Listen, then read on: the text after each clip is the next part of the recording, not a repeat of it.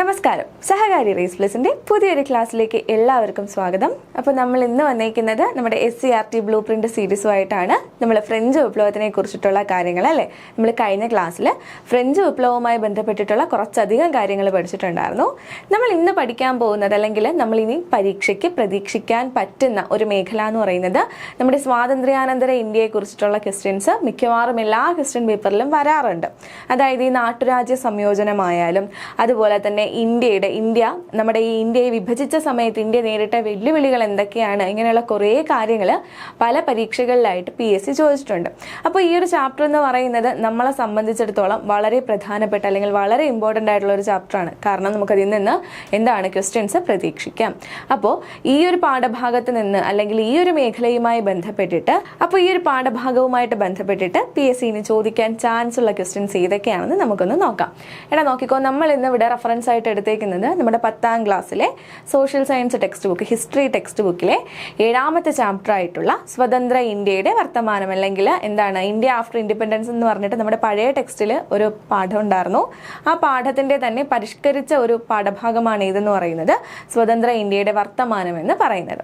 അപ്പോൾ ഈ പാഠഭാഗത്ത് നമുക്ക് എന്തൊക്കെയാണ് പഠിക്കാനുള്ളത്, അല്ലെങ്കിൽ ഏതൊക്കെ രീതിയിലാണ് ക്വസ്റ്റ്യൻസ് വരാൻ ചാൻസ് ഉള്ളത് എന്ന് നമുക്ക് നോക്കാം. നോക്കിക്കേടാ, ആദ്യം നിങ്ങളുടെ മുമ്പിൽ ഒരു ക്വസ്റ്റ്യൻ വരുന്നുണ്ട്. ക്വസ്റ്റ്യൻ ഇങ്ങനെയാണ്, നോക്കിക്കോ. ഇന്ത്യ പാകിസ്ഥാൻ വിഭജനത്തിന്റെ ഭാഗമായി അതിർത്തി രേഖ തയ്യാറാക്കിയത് ആരാണ്?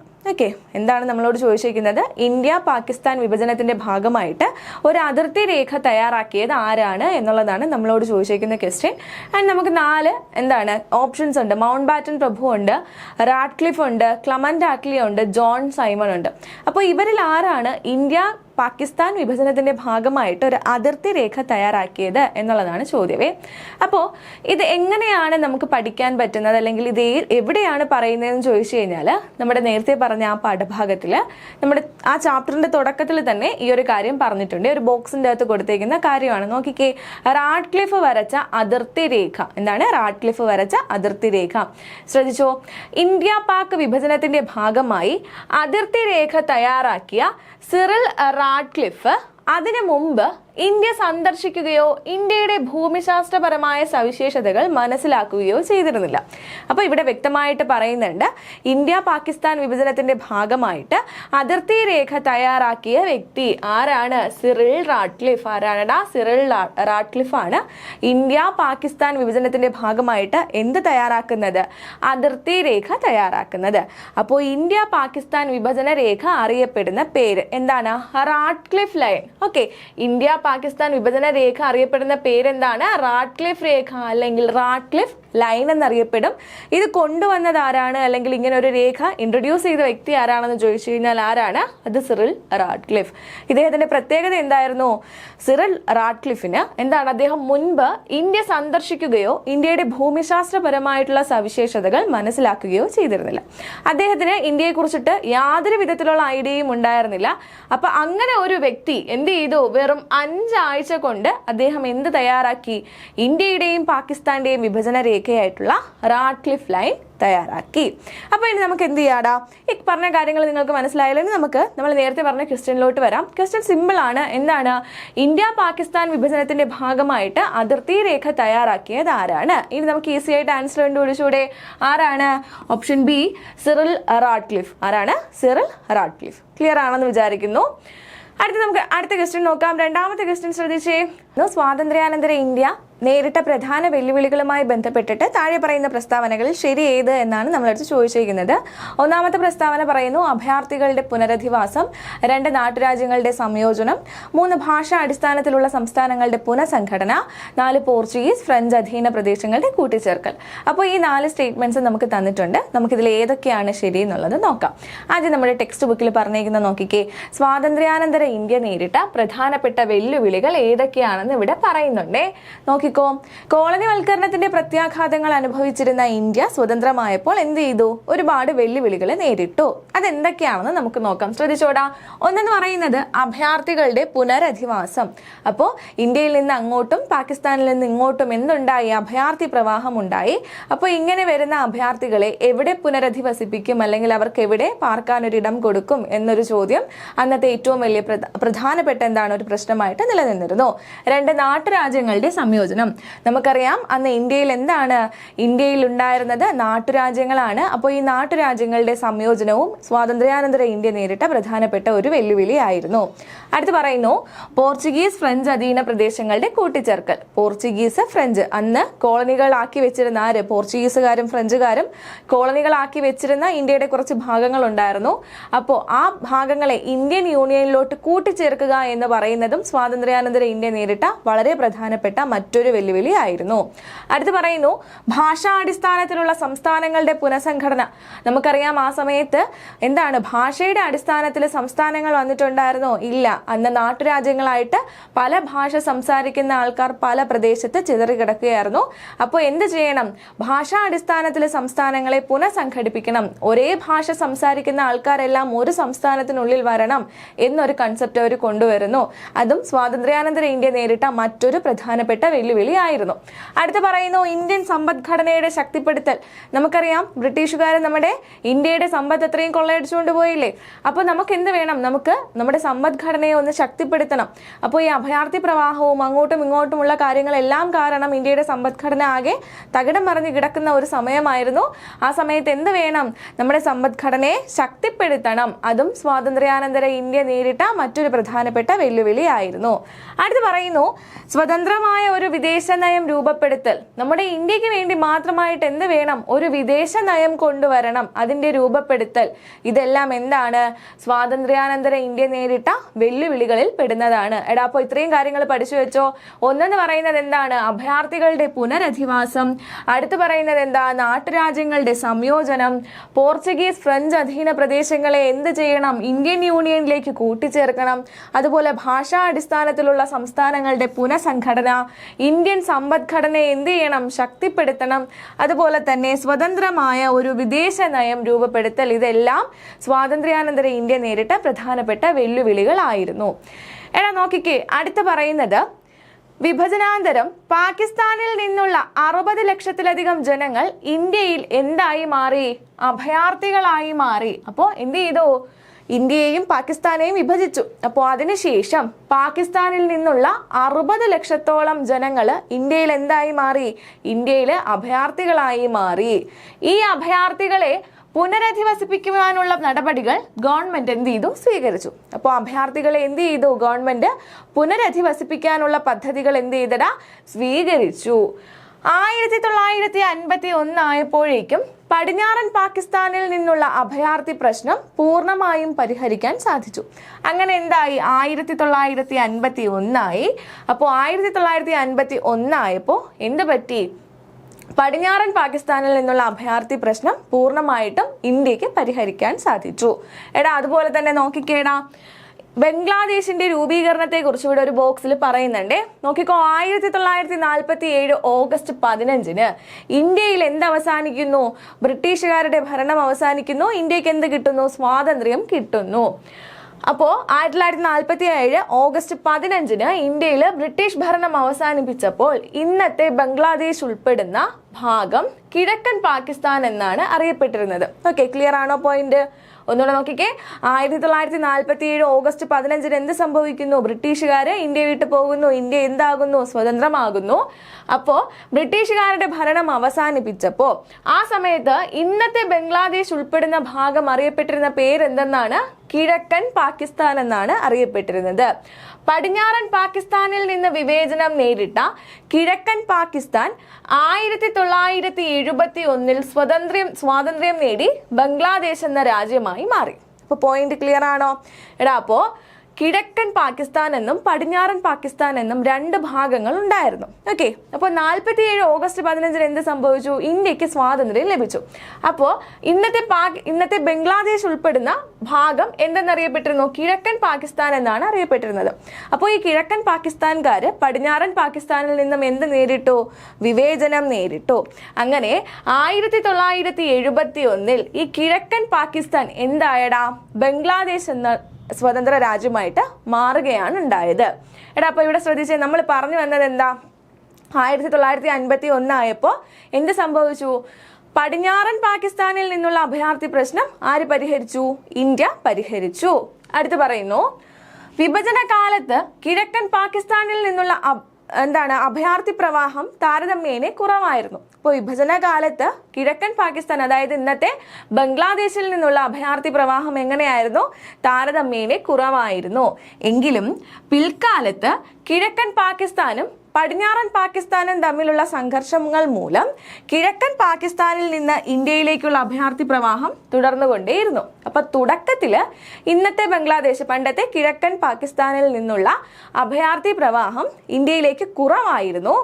എന്നാൽ കിഴക്കൻ പാകിസ്ഥാനും പടിഞ്ഞാറൻ പാകിസ്ഥാനും തമ്മിലുള്ള പ്രശ്നങ്ങൾ കാരണം 1971 എന്താണ് ബംഗ്ലാദേശിന്റെ രൂപീകരണത്തോടെയാണ് ഈ ഒരു അഭയാർത്ഥി പ്രവാഹം അവസാനിക്കുന്നത്. അപ്പോൾ കിഴക്കൻ പാകിസ്ഥാനും പടിഞ്ഞാറൻ പാകിസ്ഥാനും തമ്മിലുള്ള സംഘർഷങ്ങൾ മൂലം കിഴക്കൻ പാകിസ്ഥാനിൽ നിന്ന് പിന്നീട് എന്ത് സംഭവിച്ചു? ഇന്ത്യയിലേക്ക് അഭയാർത്ഥി പ്രവാഹം ഉണ്ടായിക്കൊണ്ടിരുന്നു. 1971 എന്തായി? കിഴക്കൻ പാകിസ്ഥാൻ ബംഗ്ലാദേശായി മാറിയപ്പോഴാണ് ഈ ഒരു അഭയാർത്ഥി പ്രശ്നം പരിഹരിക്കാൻ സാധിച്ചത് എന്നാണ് ഇവിടെ പറയുന്നത്. അപ്പൊ ഈ പോയിന്റ്സ് എല്ലാം ക്ലിയർ അല്ലേ? ഇനി നമുക്ക് നേരെ നമ്മുടെ ക്വസ്റ്റ്യനിലോട്ട് വരാം. ക്വസ്റ്റ്യനിൽ പറയുന്നത് എന്താണ്? സ്വാതന്ത്ര്യാനന്തര ഇന്ത്യ എന്നാണ്. സ്വാതന്ത്ര്യാനന്തര ഇന്ത്യ നേരിട്ട പ്രധാന വെല്ലുവിളികളുമായി ബന്ധപ്പെട്ട് തന്നിരിക്കുന്ന പ്രസ്താവനകളിൽ ശരിയായവ ഏതെല്ലാം? ഏതൊക്കെയാണ്ടാ? അഭയാർത്ഥികളുടെ പുനരധിവാസം ശരിയാണ്. നാട്ടുരാജ്യങ്ങളുടെ സംയോജനം പ്രസ്താവന ശരിയാണ്. ഭാഷാ അടിസ്ഥാനത്തിലുള്ള സംസ്ഥാനങ്ങളുടെ പുനഃസംഘടന, ആ പറയുന്ന പ്രസ്താവനയും എന്താണ്ടാ? ശരിയാണ്. അതേപോലെ പോർച്ചുഗീസ് ഫ്രഞ്ച് അധീനതയിലുള്ള പ്രദേശങ്ങളുടെ കൂട്ടിച്ചേർക്കൽ, ഈ പറയുന്ന 4 പ്രസ്താവനകളും സ്വാതന്ത്ര്യാനന്തര ഇന്ത്യ നേരിട്ട വെല്ലുവിളികളിൽ ഉൾപ്പെടുന്നവയാണ്. അപ്പൊ എന്താണ് ഈ പറയുന്ന 4 പ്രസ്താവനകളും ശരിയല്ലേടാ? അപ്പൊ നമ്മുടെ ആൻസർ എന്ന് പറയുന്നത് ഏതാണ്? ഓപ്ഷൻ സി ആണ്. ക്ലിയർ അല്ലേ? അടുത്ത ക്വസ്റ്റ്യൻ നോക്കിക്കേ. അടുത്ത ക്വസ്റ്റ്യൻ, പ്രിവി പേഴ്സുമായി ബന്ധപ്പെട്ട് താഴെ പറയുന്ന പ്രസ്താവനകളിൽ ശരിയായവ ഏതെല്ലാം? നോക്കിക്കേടാ. ഇന്ത്യൻ യൂണിയനിൽ ലയിക്കുന്നതിന്റെ ഭാഗമായി നാട്ടുരാജ്യങ്ങളിലെ രാജാക്കന്മാർക്ക് സർക്കാർ നൽകിയിരുന്ന സാമ്പത്തിക സഹായമാണ് പ്രിവി പേഴ്സ്. ഓക്കെ, 1971 ഇന്ദിരാഗാന്ധി പ്രധാനമന്ത്രിയായിരുന്ന കാലത്താണ് ഇത് നിർത്തലാക്കിയത്. ഭരണഘടനയുടെ 42ാം ഭേദഗതിയിലൂടെയാണ് പ്രിവി പേഴ്സ് നിർത്തലാക്കിയത്. അപ്പൊ 3 സ്റ്റേറ്റ്മെന്റ്സ് തന്നിട്ടുണ്ട്. ഇതിൽ ശരിയായ സ്റ്റേറ്റ്മെന്റ് ഏതാണ് എന്നാണ് നമ്മളെടുത്ത് ചോദിച്ചേക്കുന്നത്. നമുക്ക് നോക്കാം. നോക്കിക്കോടാ, എന്താണ് പ്രിവി പേഴ്സ് എന്ന് ശ്രദ്ധിച്ചേ. ഇന്ത്യൻ യൂണിയനിൽ ലയിപ്പിക്കുന്നതിന്റെ ഭാഗമായി നാട്ടുരാജ്യങ്ങളിലെ രാജാക്കന്മാരുമായി ചില കരാറുകളിൽ ആരൊപ്പുവെച്ചു? ഇന്ത്യ ഗവൺമെന്റ് ഒപ്പുവെച്ചു. ഇതിനെ തുടർന്ന് രാജാക്കന്മാർക്ക് അധികാരവും വരുമാനവും എന്ത് ചെയ്തു? നഷ്ടപ്പെട്ടു. അപ്പോൾ ഇന്ത്യൻ യൂണിയനിലോട്ട് ബാക്കിയുള്ള നാട്ടുരാജ്യങ്ങളെ ലയിപ്പിക്കുന്നതിന്റെ ഭാഗമായിട്ട് ഈ നാട്ടുരാജ്യങ്ങളിലെ രാജാക്കന്മാരുമായി ഇന്ത്യ ഗവൺമെന്റ് ഒരു ചില കരാറുകളിൽ എന്ത് ചെയ്തു? ഒപ്പുവെച്ചു. അപ്പോൾ ഈ കരാറിനെ തുടർന്ന് ഈ രാജാക്കന്മാർക്ക് അധികാരവും അവരുടെ വരുമാനവും നഷ്ടപ്പെട്ടു. അപ്പോൾ അധികാരവും ഇല്ല, അവർക്ക് വരുമാനവും ഇല്ല. അപ്പൊ ഇത് പരിഹരിക്കാൻ വേണ്ടിയിട്ട് നാട്ടുരാജ്യങ്ങളുടെ ഭരണകുടുംബങ്ങൾക്ക് സർക്കാർ എന്ത് ചെയ്തു? സാമ്പത്തികമായിട്ട് സഹായം നൽകി. അവർക്കൊരു നിശ്ചിത തുക എന്ത് ചെയ്തു? സഹായമായി നൽകി. അപ്പൊ ഈ തുകയെ പറയുന്ന പേരാണ്, അല്ലെങ്കിൽ ഈ ഒരു സഹായത്തിനെ പറയുന്ന പേരാണ് എന്താ? Privy purse. അപ്പൊ ക്ലിയർ അല്ലേടാ? എന്താണ് പ്രിവി പേഴ്സ്? ഇന്ത്യൻ യൂണിയനിലോട്ട് നാട്ടുരാജ്യങ്ങളെ ലയിപ്പിക്കുന്നതിന്റെ ഭാഗമായിട്ട് നാട്ടുരാജ്യങ്ങളിലെ രാജാക്കന്മാർക്ക് എന്ത് ചെയ്യണമായിരുന്നു? നമ്മുടെ ഇന്ത്യൻ യൂണിയന്റെ അടുത്ത് ചില കരാറുകളിൽ ഒപ്പിടണമായിരുന്നു. അപ്പോൾ അവർക്ക് അതോടുകൂടി എന്ത് നഷ്ടമായി? അവരുടെ ഭരണവും വരുമാനവും നഷ്ടമായി. അപ്പോൾ ഇതേ തുടർന്ന് ഇവരുടെ വരുമാനവും ഭരണവും നഷ്ടമായതിനെ തുടർന്ന് ഇന്ത്യ ഗവൺമെന്റ് എന്ത് ചെയ്തു? ഇവർക്കൊരു ചെറിയ സാമ്പത്തിക സഹായം നൽകി. ഈ സാമ്പത്തിക സഹായമാണ് എന്തെന്നറിയപ്പെട്ടത്? പ്രിവി പേഴ്സ് എന്ന് അറിയപ്പെട്ടത്. ഓക്കെ, അടുത്ത് നോക്കിക്കേ. ഇതിനായി ഭീമമായ തുക സർക്കാരിന് ചെലവായിരുന്നു. അപ്പോൾ ഇത്രയും നാട്ടുരാജ്യങ്ങളിലെ നാട്ടുരാജാക്കന്മാർക്ക് ഇത്രയും വലിയൊരു ധനസഹായം നൽകിയത് സർക്കാരിന് എന്താണ്? ഒരു വലിയൊരു ചെലവായിരുന്നു. അങ്ങനെ 1971 നമ്മുടെ ഇന്ദിരാഗാന്ധി പ്രധാനമന്ത്രിയായിരുന്ന കാലഘട്ടത്തിൽ ഭരണഘടനയുടെ 26ാം ഭേദഗതി പ്രകാരം, ഇമ്പോർട്ടന്റ് പോയിന്റ് ആണ്, പ്രിവി പേഴ്സ് നിർത്തലാക്കിയ ഭരണഘടനാ ഭേദഗതി ഏതാണ്ടാ? 26ാം ഭരണഘടനാ ഭേദഗതി. ഏതാണ്? 26ാം ഭരണഘടനാ ഭേദഗതി പ്രകാരമാണ് പ്രിവി പേഴ്സ് നിർത്തലാക്കിയത്. അപ്പോൾ ഏത് പ്രധാനമന്ത്രിയുടെ കാലത്താണ് പ്രിവി പേഴ്സ് നിർത്തലാക്കിയതെന്ന് ചോദിച്ചു കഴിഞ്ഞാൽ ആരുടെ കാലത്താണ്? ഇന്ദിരാഗാന്ധി സർക്കാരിന്റെ കാലത്താണ് പ്രിവി പേഴ്സ് നിർത്തലാക്കുന്നത്. അപ്പോൾ നമ്മുടെ ഭരണഘടനയുടെ 26ാം ആർട്ടിക്കിൾ, 26ാം ഭരണഘടനാ ഭേദഗതി, ആർട്ടിക്കിൾ അല്ല 26ാം ഭരണഘടനാ ഭേദഗതി പ്രകാരം എന്ത് നിർത്തലാക്കി? പ്രിവി പേഴ്സ് നിർത്തലാക്കി. അപ്പോൾ എന്താണ് പ്രിവി പേഴ്സ് എന്ന് ക്ലിയർ ആയേ? എന്താണ്? നാട്ടുരാജ്യങ്ങളിലെ രാജാക്കന്മാർക്ക് സർക്കാർ എന്ത് ചെയ്തിരുന്നു? ധനസഹായമായിട്ട് കുറച്ച് പൈസ കൊടുത്തിരുന്നു, അല്ലെങ്കിൽ ധനസഹായം നൽകിയിരുന്നു. ഇതിന് പറയുന്ന പേരാണ് എന്ത്? സിമ്പിളായിട്ട് പ്രിവി പഴ്സ് എന്ന് നമുക്ക് പറയാം. ഇനി നമുക്ക് നമ്മുടെ ക്വസ്റ്റ്യനിലോട്ട് വന്നു കഴിഞ്ഞാൽ ശരിയായ പ്രസ്താവനകൾ ഏതൊക്കെയാണ് എന്നാണ് ചോദിച്ചിരിക്കുന്നത്. നോക്കിക്കോ, ഇന്ത്യൻ യൂണിയൻ ലയിക്കുന്നതിന്റെ ഭാഗമായി നാട്ടുരാജ്യങ്ങളിലെ രാജാക്കന്മാർക്ക് സർക്കാർ നൽകിയിരുന്ന സാമ്പത്തിക സഹായമാണിത്. പ്രസ്താവന 1 ശരിയാണ്. രണ്ടാമത്തെ പ്രസ്താവന എന്താ പറയുന്നത്? 1971 ഇന്ദിരാഗാന്ധി പ്രധാനമന്ത്രിയായിരുന്ന കാലത്താണ് ഇത് നിർത്തലാക്കിയത്. ശരിയല്ലേടാ? നമ്മൾ പഠിച്ചു. അടുത്ത, ഭരണഘടനയുടെ 42ാം ഭേദഗതിയിലൂടെയാണ് പ്രിവി പഴ്സ് നിർത്തലാക്കിയത്. ഇങ്ങനെയാണോ നമ്മൾ പഠിച്ചത്? അല്ല, ഭരണഘടനയുടെ 26ാം ഭേദഗതിയിലൂടെയാണ് എന്ത്? പ്രിവി പഴ്സ് നിർത്തലാക്കിയത്. അപ്പോൾ ഈ പറയുന്ന പ്രസ്താവനകളിൽ 2 മാത്രമല്ലേ ശരി? അപ്പോൾ ഓപ്ഷൻ ബി 1, 2 എന്നിവ മാത്രമാണ് ശരി എന്ന് പറയുന്നത്. ക്ലിയർ ആണെന്ന് വിചാരിക്കുന്നു. നമുക്ക് നമ്മുടെ അടുത്ത ക്വസ്റ്റ്യനിലോട്ട് പോവാം. നോക്കിക്കോടാ, ഇന്ത്യയുടെ സ്വാതന്ത്ര്യാനന്തരമുള്ള നാട്ടുരാജ്യങ്ങളുടെ സംയോജനവുമായി ബന്ധപ്പെട്ട് താഴെ നൽകിയിരിക്കുന്ന പ്രസ്താവനകളിൽ ശരിയായവ ഏതെല്ലാം? ഒന്നാമത്തെ പ്രസ്താവന നോക്കിക്കേ, 1947 ഇന്ത്യൻ സ്വാതന്ത്ര്യ നിയമപ്രകാരം നാട്ടുരാജ്യങ്ങൾക്ക് ഇന്ത്യയിലോ പാകിസ്ഥാനിലോ ചേരാനോ സ്വതന്ത്രമായി നിൽക്കാനോ ഉള്ള അധികാരം ഉണ്ടായിരുന്നു. രണ്ടാമത്തെ പ്രസ്താവന, നാട്ടുരാജ്യങ്ങളെ ഇന്ത്യൻ യൂണിയൻ ലയിപ്പിക്കുന്നതിന് മുഖ്യമായിട്ടുള്ള പങ്ക് വഹിച്ചത് സർദാർ വല്ലഭായ് പട്ടേലും VP മേനോനും ആയിരുന്നു. ജുനഗഡ്, കാശ്മീർ, തിരുവിതാംകൂർ, ഹൈദരാബാദ് എന്നീ നാട്ടുരാജ്യങ്ങൾ ആദ്യഘട്ടത്തിൽ ഇന്ത്യൻ യൂണിയനിൽ ചേരാൻ വിസമ്മതിച്ചിരുന്നു. അടുത്ത്, നാട്ടുരാജ്യങ്ങൾ ഇന്ത്യൻ യൂണിയനിലോട്ട് ചേരുന്നതിനായി ഒപ്പിട്ട കരാറാണ് ഇൻസ്ട്രുമെന്റ് ഓഫ് അക്സഷൻ എന്ന് പറയുന്നത്. ഓക്കെ, നമുക്ക് എന്താണ് 4 സ്റ്റേറ്റ്മെന്റ് തന്നിട്ടുണ്ട്. ശരിയായ സ്റ്റേറ്റ്മെന്റ് ഏതാണ് എന്നാണ് നമ്മളോട് ചോദിച്ചിരിക്കുന്നത്. നോക്കിക്കോടാ, നാട്ടുരാജ്യങ്ങളുടെ സംയോജനത്തിനെ കുറിച്ച് നമ്മുടെ ടെക്സ്റ്റ് ബുക്കിൽ പറയുന്നത് ഇങ്ങനെയാണ്. 1947 ഇന്ത്യൻ സ്വാതന്ത്ര്യ നിയമപ്രകാരം ഇന്ത്യയിലെ എത്ര നാട്ടുരാജ്യങ്ങൾക്ക്? 565 നാട്ടുരാജ്യങ്ങൾക്ക് ഒന്നുകിൽ സ്വതന്ത്ര ഇന്ത്യയിൽ ചേരാം, അല്ലെങ്കിൽ പാകിസ്ഥാനിലോ ചേരാം. ഓക്കെ, അപ്പോൾ എന്താണ് പറഞ്ഞത്? 1947 സ്വാതന്ത്ര്യ നിയമപ്രകാരം ഇന്ത്യയിലെ 565 നാട്ടുരാജ്യങ്ങൾക്ക് സ്വതന്ത്ര ഇന്ത്യയിലോ പാകിസ്ഥാനിലോ ചേരുവാനോ സ്വതന്ത്ര രാജ്യങ്ങളായിട്ട് നിൽക്കുവാനോ അധികാരം ഉണ്ടായിരുന്നു. ഒന്നുകിൽ അവർക്ക് ഇന്ത്യൻ യൂണിയനിലോട്ട് ചേരാം, അല്ലെങ്കിൽ പാകിസ്ഥാനിൽ പോവാം, അല്ലെങ്കിൽ സ്വതന്ത്ര രാജ്യങ്ങളായിട്ട് നിൽക്കാം. ഇങ്ങനെ 3 അധികാരങ്ങൾ കൊടുത്തിട്ടാണ് ബ്രിട്ടീഷുകാർ ഇന്ത്യ വിട്ട് പോകുന്നത്. നോക്കിക്കോ, നാട്ടുരാജ്യങ്ങളെ ഇന്ത്യൻ യൂണിയനിൽ ലയിപ്പിക്കുക എന്നത് രാജ്യത്തെ സംബന്ധിച്ചിടത്തോളം ശ്രമകരമായ ഒരു ദൗത്യമായിരുന്നു. നമ്മൾ നേരത്തെ പഠിച്ചു, സ്വാതന്ത്ര്യാനന്തര ഇന്ത്യ നേരിട്ട ഏറ്റവും വലിയ വെല്ലുവിളികളിൽ ഒന്നായിരുന്നു എന്ത്? ഈ പറയുന്ന നാട്ടുരാജ്യങ്ങളുടെ സംയോജനം. അപ്പോൾ ഈ ഒരു ദൗത്യം വിജയകരമായി പൂർത്തിയാക്കാൻ അന്നത്തെ ആഭ്യന്തരമന്ത്രിയായിരുന്ന സർദാർ വല്ലഭായ് പട്ടേലും സ്റ്റേറ്റ് ഡിപ്പാർട്ട്മെന്റിന്റെ സെക്രട്ടറി ആയിരുന്ന VP മേനോനും എന്ത് ചെയ്തു? ഒരു സംഘത്തെ നയിച്ചു. അപ്പോൾ ഇവിടെ നിന്ന് ക്വസ്റ്റ്യൻസ് വന്നിട്ടുണ്ട് കേട്ടോ, പഠിച്ചു വെച്ചോണേ. ആരൊക്കെയാണ്? സർദാർ വല്ലഭായ് പട്ടേലും, ആ സമയത്തെ എന്ത് ആഭ്യന്തരമന്ത്രിയായിരുന്ന സർദാർ വല്ലഭായ് പട്ടേലും, അതുപോലെ സ്റ്റേറ്റ് ഡിപ്പാർട്ട്മെന്റിന്റെ സെക്രട്ടറി ആയിരുന്ന ആര്? VP മേനോനും നയിച്ച സംഘമായിരുന്നു എന്ത് ചെയ്തത്? നാട്ടുരാജ്യങ്ങളുടെ സംയോജനത്തിനെ കുറിച്ചിട്ടുള്ള ഒരു ദൗത്യത്തെ കുറിച്ച് പഠിക്കുന്നത്, അല്ലെങ്കിൽ ആ ഒരു ദൗത്യം വിജയകരമായി പൂർത്തിയാക്കുന്നത്. നോക്കിക്കോ, ലയന കരാറിൽ ഒപ്പുവെച്ച് ഇന്ത്യൻ യൂണിയനിൽ ചേരാൻ അവർ എല്ലാ നാട്ടുരാജ്യങ്ങളെയും ക്ഷണിച്ചു. എന്നാൽ ഇതിൽ ചേരാണ്ട് നിന്ന 3 രാജ്യങ്ങൾ ഉണ്ടായിരുന്നോ? നോക്കിക്കോ, ജുനഗഡ്, കാശ്മീർ, തിരുവിതാംകൂർ, ഹൈദരാബാദ് എന്നീ നാട്ടുരാജ്യങ്ങളിലെ ഭരണാധികാരികൾ ഇന്ത്യൻ യൂണിയനിൽ ചേരാൻ വിസമ്മതിച്ചു.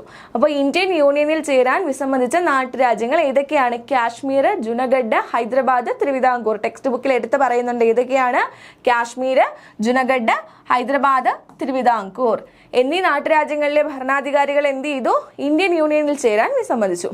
ഈ നാട്ടുരാജ്യങ്ങളെ അനുരഞ്ജന ചർച്ചകളിലൂടെയും സൈനിക നടപടികളിലൂടെയുമാണ് ഇന്ത്യൻ യൂണിയനിലേക്ക് ലയിപ്പിച്ചത്. അപ്പോൾ ഇങ്ങനെ ചേരാൻ വിസമ്മതിച്ച് നിന്നിരുന്ന നാട്ടുരാജ്യങ്ങളെ എന്ത് ചെയ്തു? അവരെ അനുരഞ്ജന ചർച്ചയിലൂടെയും അതുപോലെ സൈനിക നടപടിയിലൂടെയും എന്ത് ചെയ്തു? ഇന്ത്യൻ യൂണിയനിൽ ലയിപ്പിച്ചു. ഇന്ത്യൻ യൂണിയനിൽ ചേർക്കപ്പെട്ട നാട്ടുരാജ്യങ്ങളിലെ ഭരണാധികാരികൾക്ക് പ്രിവി പഴ്സ് അനുവദിച്ച് നൽകി. നമ്മൾ നേരത്തെ പഠിച്ച പ്രിവി പഴ്സ് എന്ത് ചെയ്തു? ഇന്ത്യൻ യൂണിയനിൽ ചേർന്ന നാട്ടുരാജ്യങ്ങളിലെ ഭരണാധികാരികൾക്ക് അനുവദിച്ച് നൽകുകയും ചെയ്തു. അപ്പോൾ നമ്മൾ ഇവിടെ പഠിച്ചത് എന്താണ്? നാട്ടുരാജ്യങ്ങളുടെ സംയോജനമാണ്. അപ്പോൾ എത്ര നാട്ടുരാജ്യങ്ങൾ ഉണ്ടായിരുന്നു ഇന്ത്യയിൽ? 565 നാട്ടുരാജ്യങ്ങൾ ഉണ്ടായിരുന്നു. 1947 ഇന്ത്യൻ ഇൻഡിപെൻഡൻസ് ആക്ട് പ്രകാരം എന്ത് പറഞ്ഞു? ഒന്നുകിൽ നാട്ടുരാജ്യങ്ങൾക്ക് സ്വതന്ത്രമായി നിൽക്കാം, അല്ലെങ്കിൽ ഇന്ത്യൻ യൂണിയനിൽ ചേരാം, അല്ലെങ്കിൽ എന്ത് ചെയ്യാം, പാകിസ്ഥാനിൽ ചേരാം. ഈ 3 അധികാരങ്ങൾ കൊടുത്തിട്ടാണ് ബ്രിട്ടീഷ് ഗവൺമെന്റ് ഇന്ത്യ വിട്ട് പോകുന്നത്. അപ്പോൾ നാട്ടുരാജ്യങ്ങൾക്ക് സ്വന്തമായിട്ട് തീരുമാനിക്കായിരുന്നു അവർക്ക് എന്താണ് ചെയ്യേണ്ടത് എന്നുള്ളത്. അപ്പോൾ 1947 നമുക്ക് സ്വാതന്ത്ര്യം കിട്ടിയതിന് ശേഷം നമ്മുടെ സ്വാതന്ത്ര്യാനന്തര ഇന്ത്യ നേരിട്ട ഏറ്റവും പ്രധാനപ്പെട്ട വെല്ലുവിളികളിൽ ഒന്നായിരുന്നു ഈ പറയുന്ന നാട്ടുരാജ്യങ്ങളുടെ സംയോജനം എന്ന് പറയുന്നത്. അപ്പോൾ ഈ നാട്ടുരാജ്യങ്ങളെ സംയോജിപ്പിക്കാൻ വേണ്ടിയിട്ട് പ്രധാനമായിട്ടും പങ്കുവഹിച്ച 2 വ്യക്തികളുടെ പേര് നമ്മൾ പറഞ്ഞു.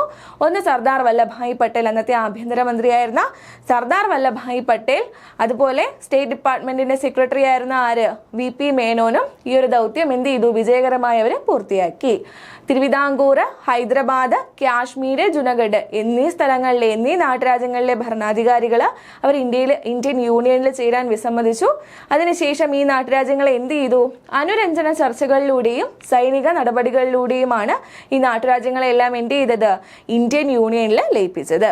അപ്പോൾ ഈ ഇങ്ങനെ ഇന്ത്യൻ യൂണിയനിലേക്ക് ലയിച്ച നാട്ടുരാജ്യങ്ങളിലെ ഭരണാധികാരികൾക്ക് അവർ എന്ത് കൊടുത്തു, പ്രിവി പഴ്സ് സൗകര്യവും കൊടുത്തു. എന്താണ് പ്രിവി പഴ്സ് എന്ന് നമ്മൾ നേരത്തെ പഠിച്ചതാണ്. ക്ലിയർ അല്ലേ? അപ്പോൾ എന്താണെന്ന് നോക്കാം നമുക്ക്. അപ്പൊ ഇനി നമുക്ക് നേരത്തെ പറഞ്ഞ ക്വസ്റ്റ്യന്റെ ആൻസർ നോക്കാവേ. നോക്കിക്കോ, തന്നിട്ടുള്ളവയിൽ ശരിയായ പ്രസ്താവനകൾ ഏതൊക്കെയാണെന്ന് ചോദിച്ചേക്കുന്നത്. 47 ഇന്ത്യൻ സ്വാതന്ത്ര്യ നിയമപ്രകാരം നാട്ടുരാജ്യങ്ങൾക്ക് ഇന്ത്യയിലോ പാകിസ്ഥാനിലോ ചേരാനോ സ്വതന്ത്രമായി നിൽക്കാനോ അധികാരം ഉണ്ടായിരുന്നു. പ്രസ്താവന ശരിയാണ്. അടുത്ത് പറയുന്നു, നാട്ടുരാജ്യങ്ങളെ ഇന്ത്യൻ യൂണിയനിൽ ലയിപ്പിക്കുന്നതിന് നേതൃത്വം നൽകിയത് സർദാർ വല്ലഭായ് പട്ടേലും VP മേനോനും ആയിരുന്നു. പ്രസ്താവന ശരിയാണ്. ജുനഗഡ്, കാശ്മീർ, തിരുവിതാംകൂർ, ഹൈദരാബാദ് എന്നീ നാട്ടുരാജ്യങ്ങൾ ആദ്യഘട്ടത്തിൽ ഇന്ത്യൻ യൂണിയനിൽ ചേരാൻ വിസമ്മതിച്ചു. പറയുന്ന പ്രസ്താവന എന്താണ്, ശരിയാണ്. നാട്ടുരാജ്യങ്ങൾ ഇന്ത്യൻ യൂണിയനിൽ ചേരുന്നതിനായി ഒപ്പിട്ട കരാറാണ് ഇൻസ്ട്രുമെന്റ് ഓഫ് അക്സഷൻ, അല്ലെങ്കിൽ എന്താണ്, ലയനക്കരാറ്. ആ പറയുന്ന പ്രസ്താവനയും എന്താ, ശരിയാണ്. അപ്പോൾ തന്നിട്ടുള്ളവയിൽ 4 പ്രസ്താവനകളും എന്താണ്, ശരിയാണ്. ഇത്രയും കാര്യങ്ങൾ ക്ലിയർ ആണെന്ന് വിചാരിക്കുന്നു. ഓക്കെ, അപ്പം നമ്മൾ ഇന്ന് പഠിച്ച കാര്യങ്ങൾ എല്ലാവർക്കും മനസ്സിലായി കാണുമെന്ന് വിചാരിക്കുന്നു. അപ്പോൾ നിങ്ങൾ പഠിക്കുമ്പോഴത്തേക്കും ഈ ഒരു ചാപ്റ്ററിന്, ഈ ഒരു SCRT ചാപ്റ്ററിന് കൂടുതൽ ഇമ്പോർട്ടൻസ് കൊടുത്ത് പഠിക്കുക. അപ്പോൾ പുതിയൊരു സീരീസിൽ നമുക്ക് വീണ്ടും കാണാം. താങ്ക്